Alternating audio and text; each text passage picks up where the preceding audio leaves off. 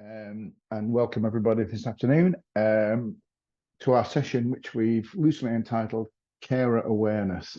It's a session that we've run before, and a kind of objective today is to pick three particular areas of issues that we think are important for carers to be aware of, based on the inquiries and the information that comes through on our helpline. So it's just it's a bit of a random selection.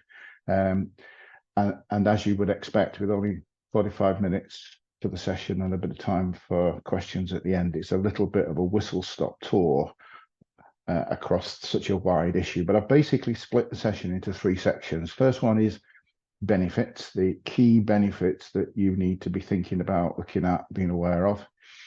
I've got a section on legal issues and a little bit of tax. And then I've got a final section about care funding. So those are the three broad subjects. They all interlink, they all overlap. Some of them you will already know all about, some of them you may not do. But the idea is it's a sort of taster session for people to pick up maybe a couple of things that might just help, either in their role as an informal carer, or professionally in supporting and assisting people who undertake that role. Because it's such a wide subject, you can kind of never know everything. So in terms of the first protocol, benefits, and what I'm really trying to do is take us through the traditional care journey. That to start with, the need for care begins at home with just a little bit of help for those things that we used to be able to do ourselves. And without doubt, the most important benefit that sits in that area is the issue of attendance allowance. And I've been doing this job now for 35 years, and I haven't taken attendance allowance off the agenda because I'm still staggered at the misunderstanding that people have about it. I was speaking to a GP a few months ago. In fact, I was arguing with the GP a few months ago, who was adamant that his mother wouldn't qualify for attendance allowance because she had too much money. So the first myth I want to dispel is that attendance allowance is not means tested. It doesn't matter how much capital you have. It doesn't matter how much income you have. It doesn't matter how much savings you have. It is not means tested. And I think there are lots of people who don't apply because they assume, like most of our benefits, that that's not the case. The other thing that is kind of even more bizarre is you don't have to be attended. So I meet lots of people who say, I can't qualify for that because nobody comes in to help me out.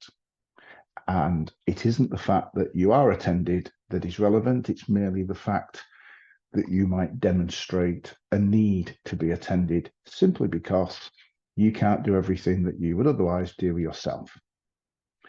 So consequently, we encourage people to use and think of attendance allowance in a kind of totally different way. Use it to pay for taxis to get you to where you need to be. Use it to bring in a cleaner.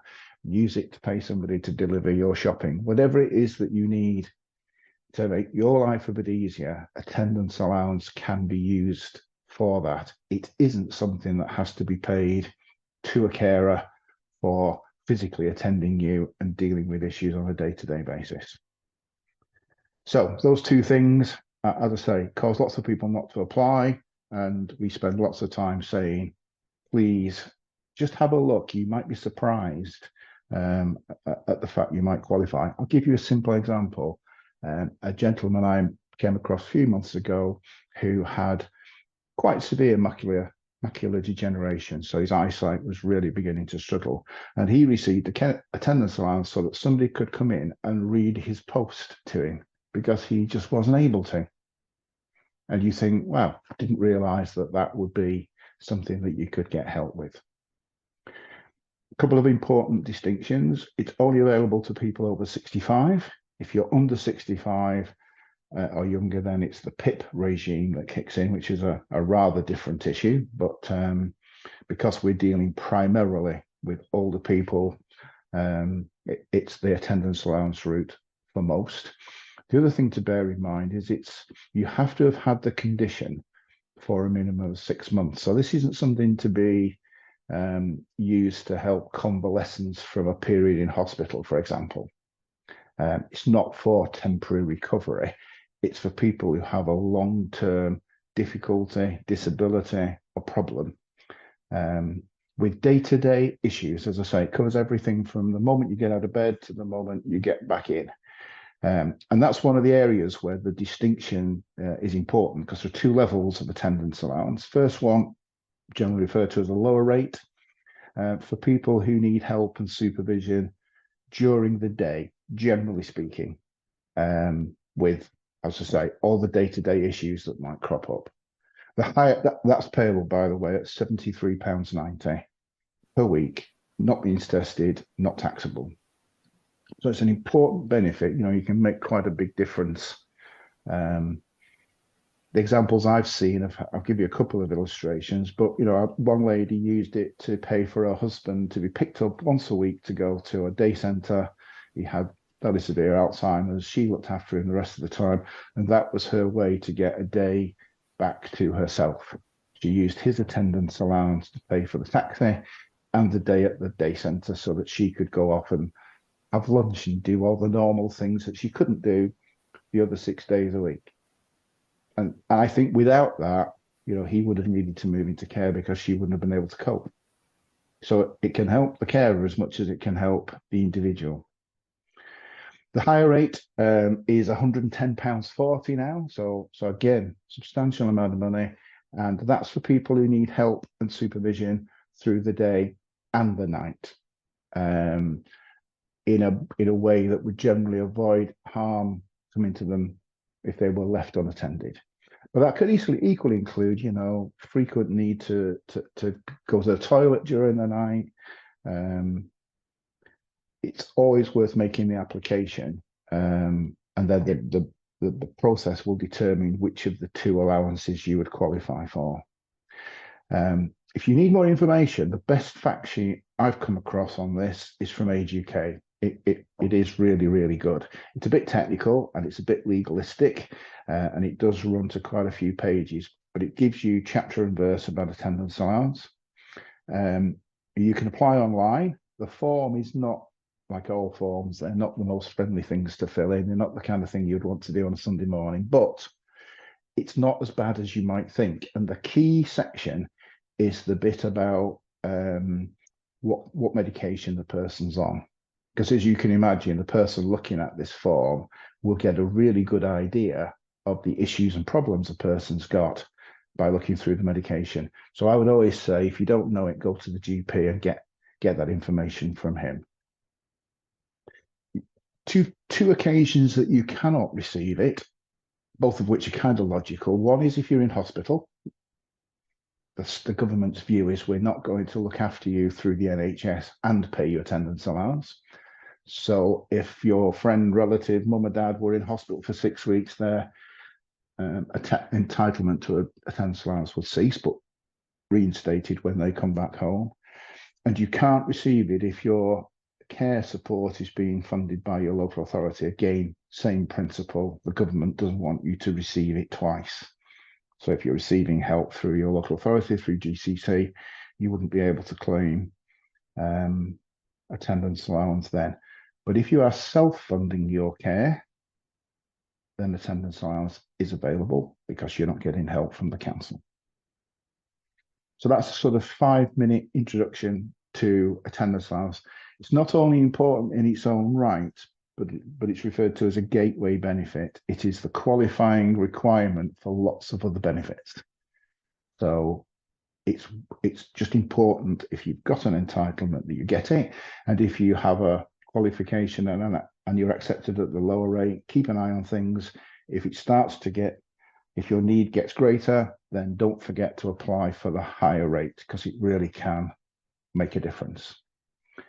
And a good example of how this works as a combination benefit is carers allowance, which I'm sure most people know about, and I'm not going to spend ages talking about it, but I do want to raise a particular use of carers allowance that we think is important. So just to recap, carers allowance is payable at the stunningly low rate of £83.30 a week for people who care for somebody at least 35 hours a week, providing they get benefits such as attendance allowance. So it's this gateway opportunity.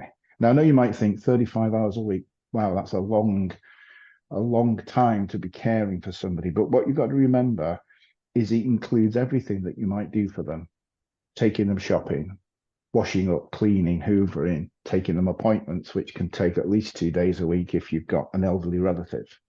So all of those things count towards the 35 hours a week. So most people I meet, when you sit down, you'd be surprised how quickly they run up that sort of figure. You don't have to live with the person that you're claiming it for. You don't have to be related to them. But you can't get it twice if you're looking after two people. So if you're looking after mum and dad, I'm afraid you only get one. Now, the thing I wanted to mention is this issue of how this can work in practice. So to qualify, you've got to be earning less than £196 a week. Now, that still isn't a great figure, I accept, but it's better than it was. It used to be 150, and they've put that figure up to £196. And that's after tax, after national insurance, and after any particular expenses that your employment might have. So let me tell you what we're finding people are starting to do. And this applies particularly to ladies because they're primarily the informal carers. And it's for people aged between 55 and 67. In other words, they are old enough to be able to access their private pension, which is the 55 figure, but they haven't yet received their state pension. Because once you receive your state pension, you can't have carer's allowance, which I think is unfair, but there we are. That's the rule. So what we've got, lots of people who come into the helpline who are in their mid to late 50s, who have a relative whose needs are getting more and more as time goes by, more and more hospital appointments, and they're struggling to cope with that and at the same time maintain their job. But they can't afford to give up the job because they could only earn £196 a week, which isn't enough. So what we're finding that lots of people are doing is they're going to their employer and asking, can they reduce their hours so that their income just dips below the £196 a week, which allows them to qualify for the carer's allowance at £83.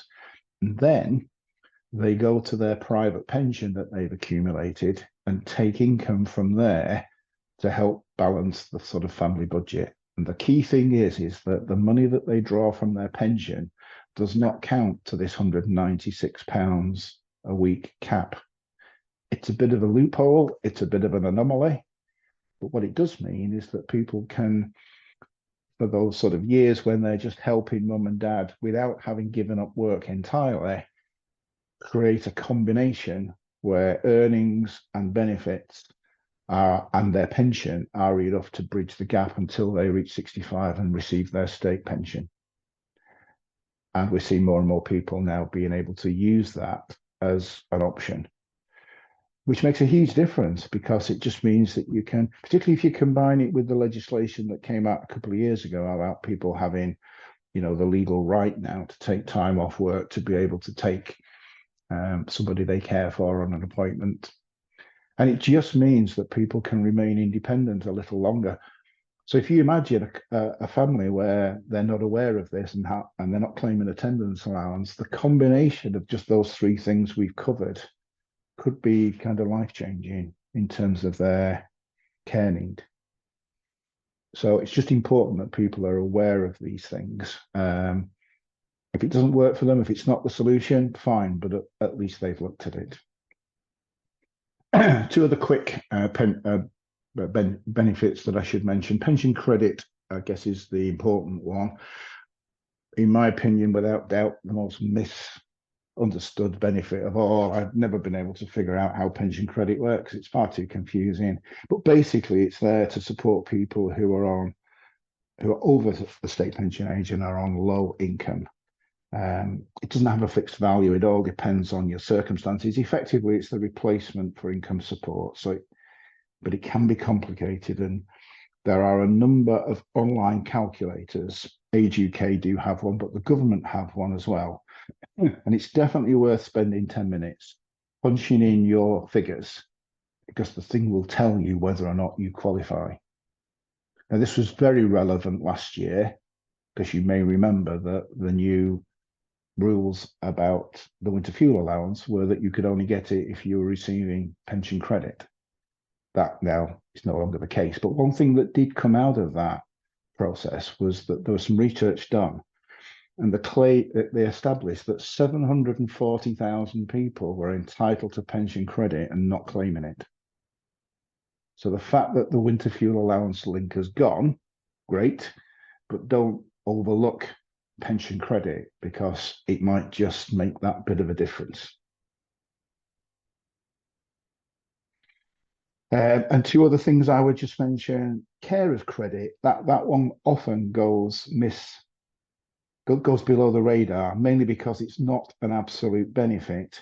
But for those people who are caring for people a little more informally, if you're spending more than 20 hours a week providing care, it's a way, in other words, it's severely impacting on your likely ability to work. Then carers credit allows you to get an uplift to your national insurance contribution so that when you come to retire, you will get your full state pension. So it's definitely worth having a look at, because obviously somebody who's caring for somebody for 20 hours a week isn't likely to be in full employment. So it's a way of making sure that your stamp is up to date and doesn't then affect you. And then you suddenly realize when it's too late that you're not going to get the pension that you might have been entitled to. We could spend the whole hour, as you probably gather, on benefits. I just wanted to pick out some examples of what's available and how it can be used. I would encourage everybody to go to CAB. They're still, in my opinion, the best place to go to get help and support and a check on, are there things that you might be entitled to that you don't know about? And I have to also mention Age UK because they produce the best fact sheets because they've got the most amount of money to do it with, I think. But don't forget, they will be a little bit technical, a little bit legal. You've got to sit and read through them. But the more help that you can get to support your role as carer or the person who is being cared for, it seems to me the better. And benefits are the key place to start with. So quick change from benefits. I'm going to throw in tax at this point, just as a heads up, really. I find lots and lots of people are unaware of the fact that it's actually 2016 the change was made, but in the old days, pre-2016, any money that you had on the bank, in a bank or a building society that you received interest on, your tax was deducted before they gave you the money. And then you had to go to your Inland Revenue and claim back any overpayment that you'd had. In 2016, that rule changed. We moved to self-assessment, and now all of that interest is paid gross. And the requirement is that the individual must go and tell the Inland Revenue if they're receiving anything so that they can pay their tax. And I would say 90% of us don't do that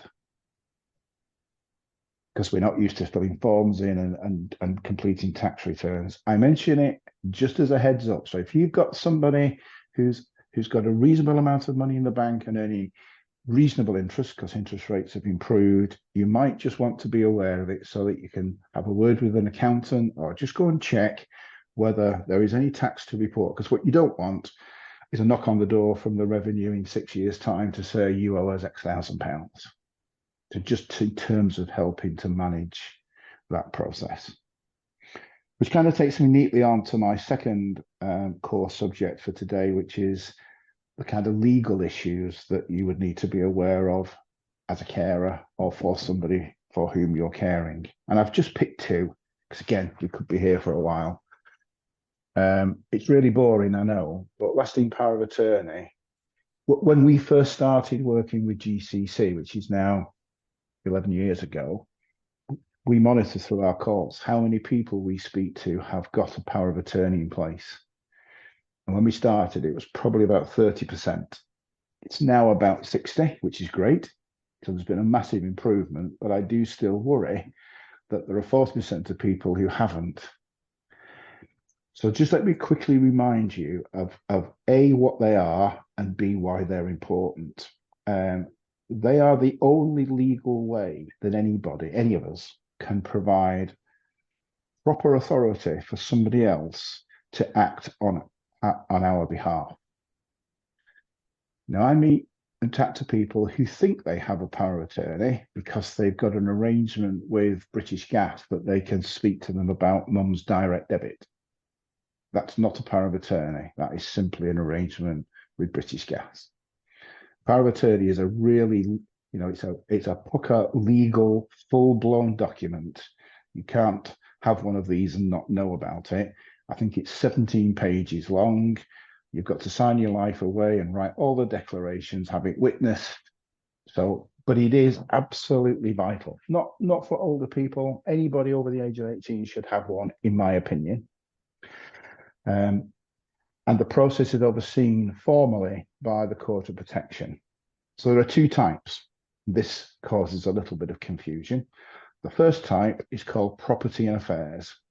Basically, as the name suggests, this is the bit that deals with your financial matters, your bank account, your building society, your investments, your pension, anything that has a kind of financial connotation to it. And in order for that document to be valid, it must be registered with the court. You have to go through the formal registration process to get it stamped, and then you're able to use it. The other version is health and welfare. Again, as the name suggests, this is specifically to do with decisions about your medical situation, your medical treatment. An admission to a care home would be a good example. And one of the reasons why this was introduced is it contains an additional section in which you decide whether you want to give your chosen person the authority to make a decision about life-sustaining treatment. So it's there's just a little box that says, yes, I do, or no, I don't. So you're giving somebody authority to decide with the doctor whether or not the life support machine is turned off or not. So it's a pretty big issue. What we're seeing, though, is bits of confusion. Let's imagine that dad needs to move into a care home, and you arrive at the care home, and you've got to sign the contract to admit him to the care home and agree to pay the fees. The question is that a property and affairs matter because you sign a legal contract, or is it a health and welfare issue because it's a move into where the person, change to the place where the person lives? So what we're seeing is more people are being asked to provide a health and welfare power of attorney than was the case, say, 5 years ago. And to be honest, when the change first came in, most people just did the property and affairs and didn't bother with the other one. I would probably suggest that now that situation has changed. So why don't people have them? The common answer I get is, oh yeah, I'm going to set one up as soon as I lose capacity. And of course, too late. So people are frightened. Well, I don't really want to give authority to somebody else while I'm still capable. So let's be clear. With the property and affairs, you have the choice. You can say, this document is valid from today, or this document will only become valid when I lose capacity. And I always recommend to people, choose the first of those two, not the second, which I know is our natural. And the reason I say that is because 9 times out of 10, powers of attorney are used as a matter of convenience. Let's imagine there's a problem with the bank statement, a payment's gone out that shouldn't have gone out, and dad's got the challenge of having to phone up the bank and go through that kind of process. And he really just doesn't feel up to it. He's perfectly capable, has capacity, but it's not really his top list of priorities. So you as his attorney can do that.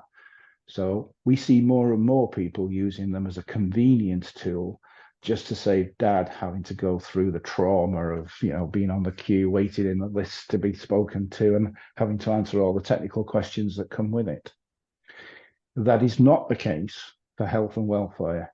That can only apply when you've lost capacity. Otherwise, we'd all be making decisions about life support machines and medical treatment for people who are still able to make the decision themselves. So you can see why that's not a great idea. So those are the two documents, and those are the two differences. A couple of things you've got to bear in mind. One is you must have mental capacity when you give the authority. Now that seems like a simple statement, but it is not, because mental capacity can be fluctuating. It can be there 1 minute and gone the next. A good solicitor who might be helping to set one up, I've known them visit somebody 7 times, 7 consecutive days, and 6 of them, they didn't have the capacity to make the decision, and they found the 7th that they did. You will all know, you can find somebody who's great in the morning when they've had their medication, they're feeling on top of the world, they've just got up and they're ready to take on whatever needs to happen. If you went back to see them at 4 o'clock in the afternoon, they'd probably be asleep in the chair. So you've got to find the right time to measure whether a person has capacity. It's not something that is constant and immovable. I'm going to just go through the people involved. So, because again, for some reason, our courts created all these crazy definitions. So donor, the person giving the authority. The attorney is the person receiving it. Why they don't use those terms, I don't know. But how many people might you want to appoint? So if you take a typical situation, dad has 3 children. Who does he appoint and in what form? He might feel he wants to appoint all 3 so as not to cause a family argument. He might not really want to appoint son number 2 because maybe he's not quite been as trustworthy with finances as he might like. So it can create a bit of a dilemma. So it's important to remember that there are different ways that you can appoint your attorneys. The first one is to appoint them jointly. That means everybody has to sign everything. Now that's good as a protection, because it means if there's 3 brothers, they all have to sign the document. And if one of them's doing something they shouldn't do, it gives you a protection. But practically, it's an absolute pain, because you've got to get them all in the same place at the same time to sign it. So the most preferred way is a mechanism called jointly and severally, which says any one of the 3 people can act.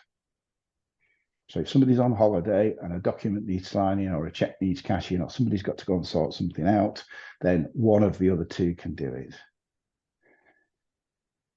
So I would always suggest having at least 2 people. Normally, I would go, if it's an elderly person, I would normally have their spouse plus a younger member of the family as a minimum of 2. Appoint them jointly and severally. And then you've got some cover and some continuity in case anything happens. So those are the 2 important connections, donor and attorney. The other important role is that of certificate provider. Somebody has to sign this document to say when Dad agreed to give power of attorney to young Johnny, he didn't have his arm twisted up his back or a gun at his head or a threat of some kind of nastiness that was going to happen. Somebody now in this new system has to say, when Mr. Smith did this, he was not being coerced or pressured or in some way intimidated. The second thing that the certificate provider has to say is that I've known Mr. Smith for at least 2 years, and I believe he has the capacity to make this decision and understands what he's doing. Now, that's quite an onerous statement to make. You might feel a little bit nervous and a little bit apprehensive about doing it. If you went to a professional, doctor or a solicitor, most of them will say no, because they're terrified of the consequences in case they ever get in trouble. And the second thing is they'll charge you for it. So ideally, a friend, a neighbor, or a relative. But the important thing is they cannot be related to the attorney. They can't be their spouse, because otherwise it would ruin the independence of that arrangement if you think about it. So it's got to be somebody separate and independent. It can be a professional, but preferably not. And the final thing is that somebody has to witness that everybody has signed this document, that they saw. They don't have to, they're not witnessing what the document contains. They're merely witnessing that on Thursday, the 13th of November, I saw Mr. Smith sign this document. You just write to confirm that. So it's a bit of a challenge. I don't mind admitting. So how do you get one set up? Three ways. You can do it yourselves online. There is no requirement to have a lawyer, professional, because it is just a simple arrangement with those parties. You can type in online and then you print the document off to get it signed. So that's the cheapest, easiest. And if you can do online banking, you can definitely do an LPA. You've just got to sit and read it and make sure it makes sense. Don't give it to dad and ask him to do it, because that's usually a bit much. You could go to a solicitor. Yeah, makes sense. Just bear in mind the cost. I've seen prices range from £300 to £1,000, depending on whether they're being asked to be the certificate provider. And there are good and bad solicitors. As I say, the chap who came out 7 times to find dad on a good day, I think he earned his fee. But others who say first visit, no, can't do that, he hasn't got capacity, doesn't seem to be the ideal. I would just mention Lifetime Lawyers are an organisation of solicitors who specialise in issues for older people, things like LPAs. So a bit like your GP, I'm not so sure I'd go and ask my GP for anything too specific. If I wanted a check on my heart, I think I'd probably want to go and see a heart surgeon. Well, it's a bit the same with this, because a general lawyer will deal with everything from a property conveyance to a divorce. Lifetime Lawyers, I think there's 1,500 members, and they've kind of demonstrated to the legal profession that this is an area that they specialise in. So you'll easily find them in Gloucester. It's just a good heads up to find somebody who kind of knows what they're talking about. And somewhere in the middle is probably the will writer. He's not a lawyer, but he's a will writer. And the good thing about them is they usually come and do it for you at home, which lawyers tend not to do. Yes, they charge, but not as much as a lawyer. So that could be a good halfway house. And I know on the helpline we do have details of some who offer the service on a postal basis, so that you just send in the details, they fill in all the forms and send it back to you. So it's absolutely vital that you have one. The court does charge a fee for the registration process. It's £82 per document. So if you've got mum and dad needing to do all 4, there is a £250 fee for the court to do the registration, plus any cost if you get professional help. So that can put people off. But what I would say is consider the consequences if you haven't got one. If you lose capacity without a power of attorney, the court take over your affairs. And they assume that the reason you haven't got a power of attorney isn't because you didn't know about it or you've never got round to do it. They assume you don't trust anybody enough. So if I've seen daughters and sons having to apply to the court for what's called a deputyship order. This is to say, mum and dad didn't pick me, but I'd like to volunteer. And the court treat you borderline criminal. They assume all the worst things and then make you jump through the hoops. So, for example, they may well say, I want you to submit accounts every year for this person, for your mum's finances. I want you even to put a bond up with the court in case you do anything untoward. And people are saying to me, but it's my dad. Of course I wouldn't. And I make the point, the court is making the assumption that dad didn't appoint you because he didn't trust you enough. And for them now to step in and make you the deputy, they do so with conditions and caveats. And I would guesstimate you might well spend £2,000 on that process. So suddenly getting the thing in place in the first instance is perhaps not such a bad idea. Okay, the other quick point I want to mention on legal matters is about wills. Very boring, I know, but it has a particular relevance, I believe, in terms of care. So if you die without a will, then you're deemed to have died intestate and your money passes to your relatives in a set process that the government set down. And naturally, that would start with your wife or your husband, then down to the children, and on it goes. Well, let me give you the example of a couple, husband and wife. They have a will in place. I would say 90% of people of this generation have what are called mirror wills. Mum leaves everything to dad, dad leaves everything to mum, and then down to the children. Fine, perfectly understandable. But what happens if dad dies, leaving the house to mum, and then mum needs care? And the reason I say that is because it concentrates all of the family wealth in the hands of the survivor. So if they need care, the local authority will be delighted because they've got twice as much money as they otherwise would have to spend on their care fees. So that can create a real problem. So let's take a typical house. Let's say a £400,000 house in Cheltenham, owned by mum and dad. Mum leaves her half to dad, dad leaves his half to mum. Dad dies, mum's then got the full house and she needs care. She's got £400,000 of capital that can be assessed by the local authority. And she won't get any help until she's spent that down to the 23,250. The alternative is for dad and mum to leave their share of the house to the family or to a trust, would be a good example. Because then what happens, first person dies, their share passes into the family trust. The second person then needs care. They only own half of the house. Only £200,000 can be assessed for their care needs. And the other £200,000 has been safely and securely ring-fenced for the family, either as inheritance or for top-up fees or for any, doesn't matter what. The point is you've got some choice and you've got some control over it.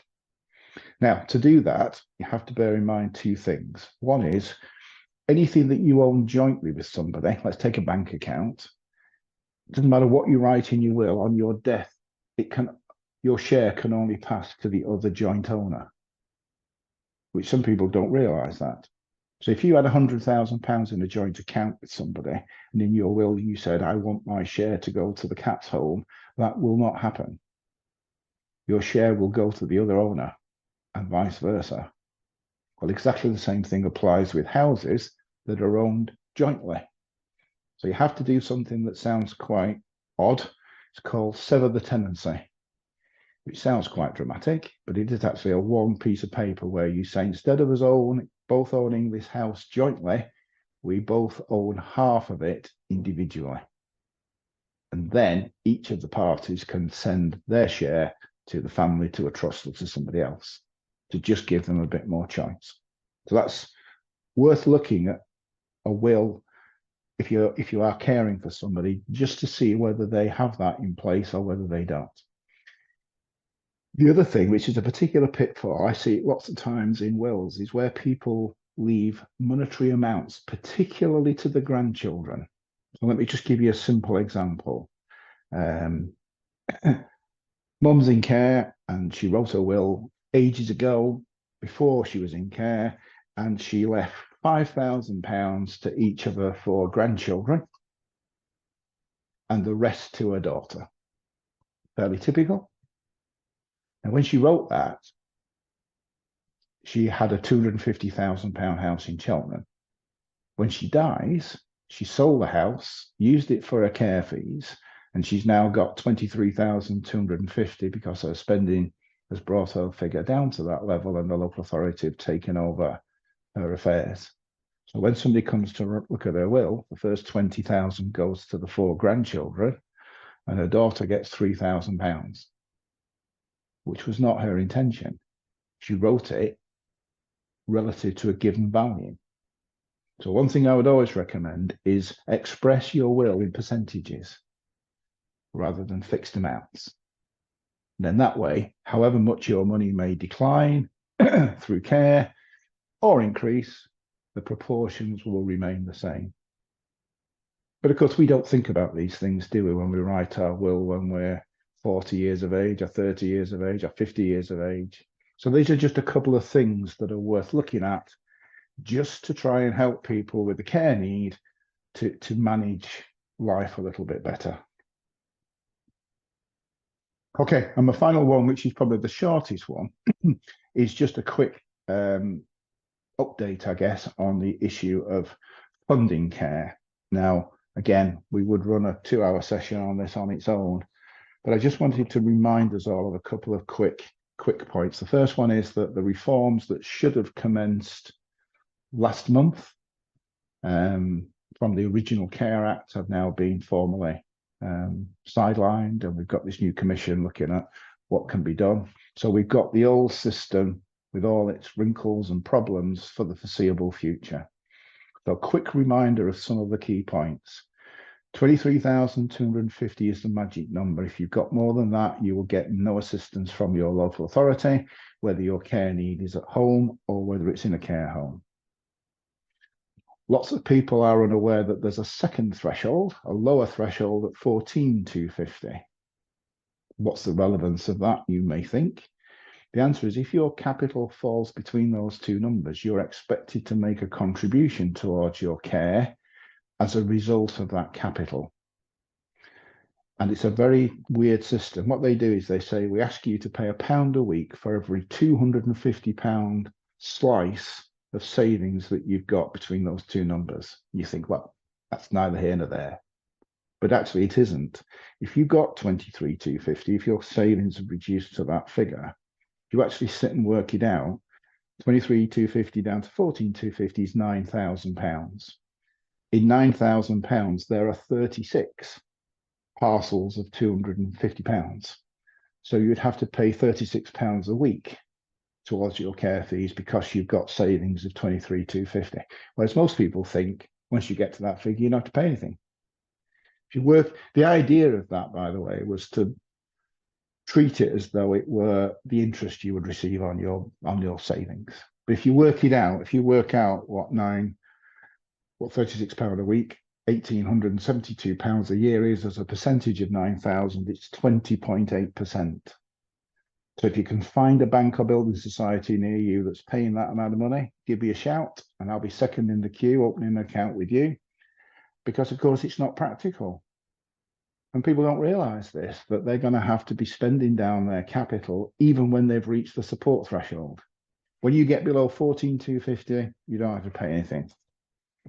But what you will find for most people in a care home is that the tariff income is what I've just described, is that consumes their personal expense allowance, the money that they're supposed to have to buy their toiletries or their newspaper or have their hair cut or buy a new dressing gown. Well, that's, to me, just a bit not fair. But we've got to make people understand that we can't do anything about it, just be aware of it. Two other things I would mention. If you're being funded by your local authority, there has to be two clear processes. The first one is the assessment of need to find out whether a move into care or 4 visits a day or whatever it might be is the best solution for your needs. And that's then followed by a financial assessment to decide who should pay for it.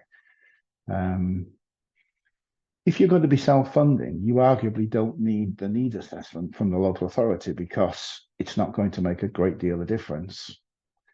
But I would always encourage those people whose savings are close, just above the threshold, 40, 50, 60,000 pounds. If you just move into care without having an assessment for the local authority, and then 6 or 9 months later, your money runs down to the lower level and you make an application and they say, actually, we don't agree that you need to be in a care home, you've got a real problem because you're into a dispute and an argument. If you've got the £400,000 that you've just got from selling your house in Cheltenham, then maybe that's less of an issue. But you just have to think about the here and now, but also what comes later. Now, if your care is at home and you're applying to the local authority, yes, the 23,250 rule does apply, but they will also expect you to make a contribution based on your overall position. And for most people, by the time you've taken out cost of living and running the house, there isn't a great deal left for you to make as a contribution to your care, as it should be. But let's just think about it. When you've got 1 visit a day, 5 days a week, that's fine. But when you start moving to the 4 visits a day, every day, then it very quickly becomes more cost effective for the local authority for you to move into a care home. And probably you would argue if your care need is 4 visits a day, you're probably at the point where that's maybe a good idea, because otherwise you're spending 20 hours a day on your own. So you've got to look at how that transition, naturally, we meet lots of people who want full-time care at home, 24/7, living care, and for the council to pay for it. And the reality is that's not likely to happen. So if your care is at home, it's going to be of a relatively minor level. The demand for home care is increasing. The facility to fund it, provide it, is being diminished. So it's a challenge. And the move into care is frightening because you can quite often be on your own, particularly when you take into account the house. So property disregard, we get asked this a lot.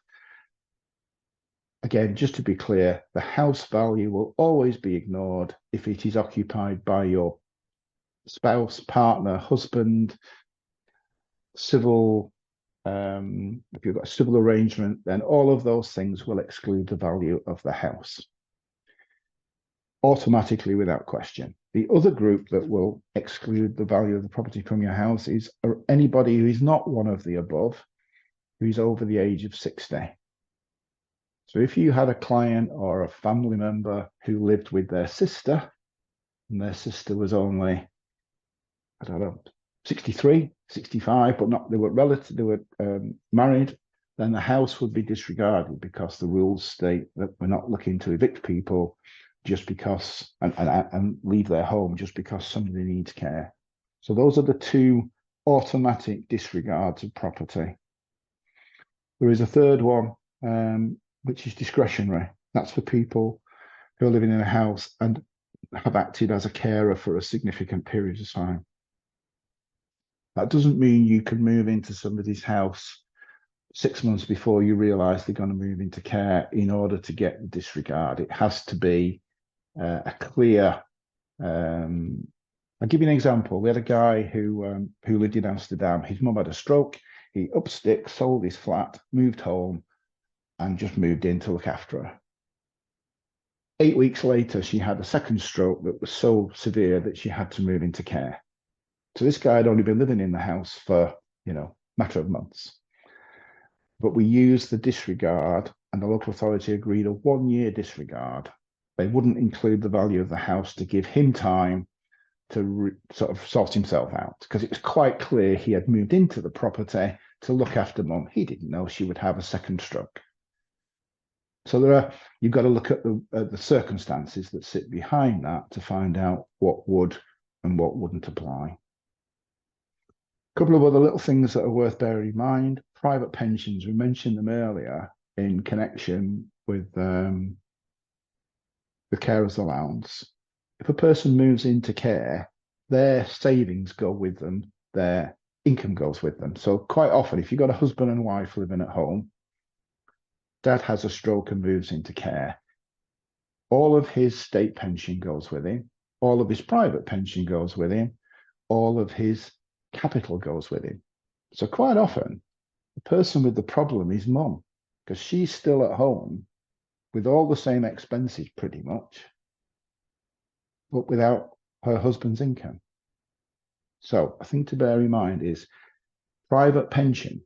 If a person transfers they can transfer up to half of their private pension to their spouse, and it will be disregarded by the local authority. And that can make quite a big difference, because typically we're still in a generation where it's the husband who has the larger pension, and it's typically the husband that needs care before his wife. So that can be an important mechanism to give the person at home some additional income.